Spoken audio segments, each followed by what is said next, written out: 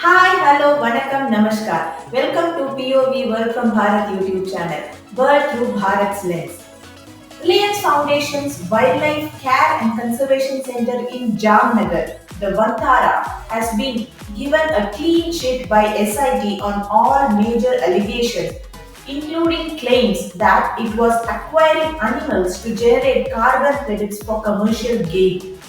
In Tamil Nadu, the state-owned Tamil Nadu Green Climate Company (TNGCC) is initiating a pilot project in the Muthupet mangroves to generate carbon credits from blue carbon initiatives.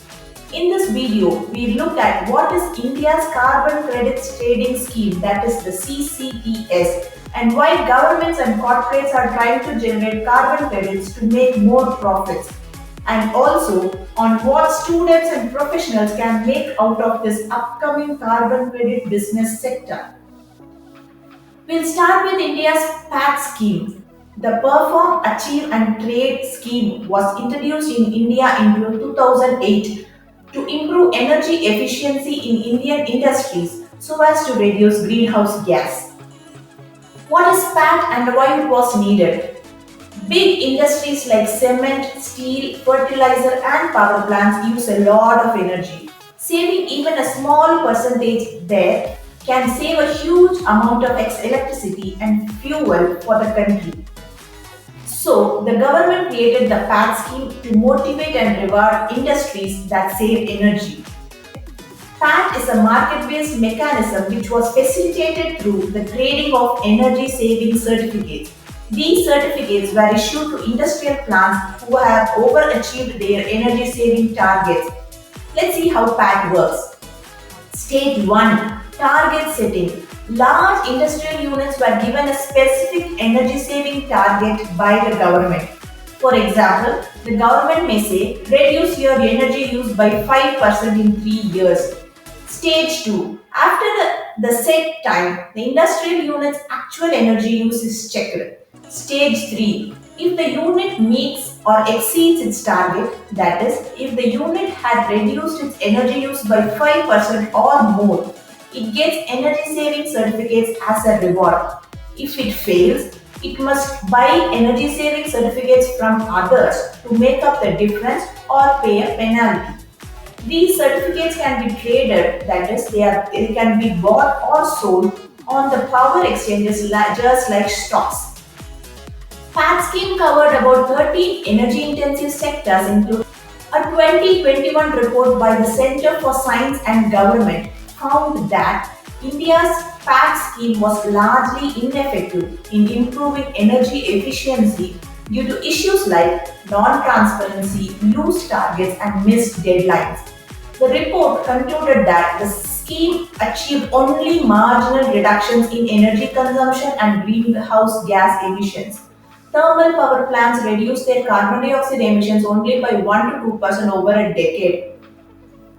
This led to the introduction of the carbon credit trading scheme in India in 2023. The Indian carbon market was established and India went on to align with its commitments under the Paris Agreement for Climate Change. What has changed with CCTS now? Like PAT, CCTS 2 is a market-based mechanism to regulate and trade carbon credits under the ICM.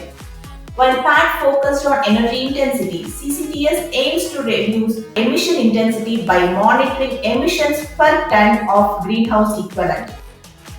While PAT issued energy saving certificates, CCTS issues carbon credit certificates, that is the CCC.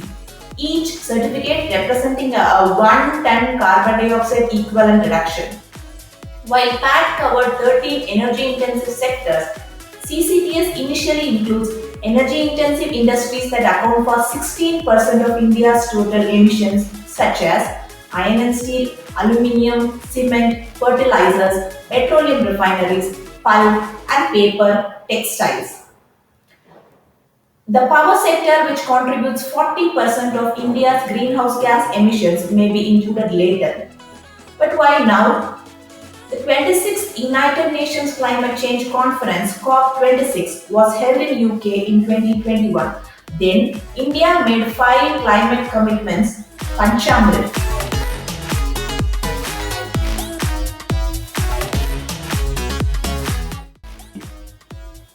understand what is carbon pricing and carbon credits.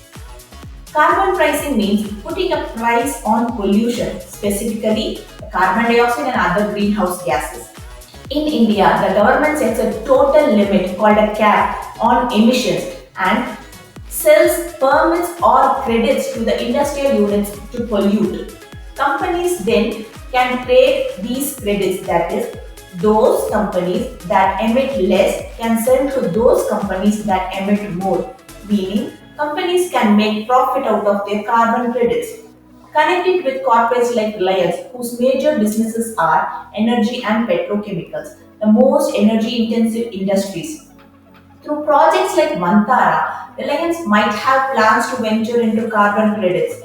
It can make profits out of its carbon credits along with compensating its greenhouse emissions. Mantara is a global scale conservation effort by Reliance Foundation to provide care for the injured, abused, and endangered wild animals. A wild rescue center alone typically does not become eligible for carbon credit. But in future, if this site also undertook activities like restoring degraded forests, afforestation, generating renewable energy, then there is a potential to claim carbon credits. As parents and students, what this upcoming sector would mean to us? Increasingly active in voluntary and future compliance carbon markets. A report by Deloitte India and the Reliance Foundation says that climate action investments could create 5 million jobs in India by 2030. Opportunities may span across many sectors like forestry and afforestation, agriculture and regenerative farming, waste to energy or biogas, renewable energy, and so on. With new domestic carbon market initiatives in India expected in coming years, more regulatory and business roles will open up too. Be it a student or a professional looking for a change, one can capitalize this upcoming sector through the knowledge of carbon credit standards and methodologies, building technical competence. Also, stay updated on India-specific developments by understanding domestic carbon market policies, state government initiatives that will also give you an edge. India's emerging carbon market offers vast opportunities for those ready to bridge climate action with business innovation.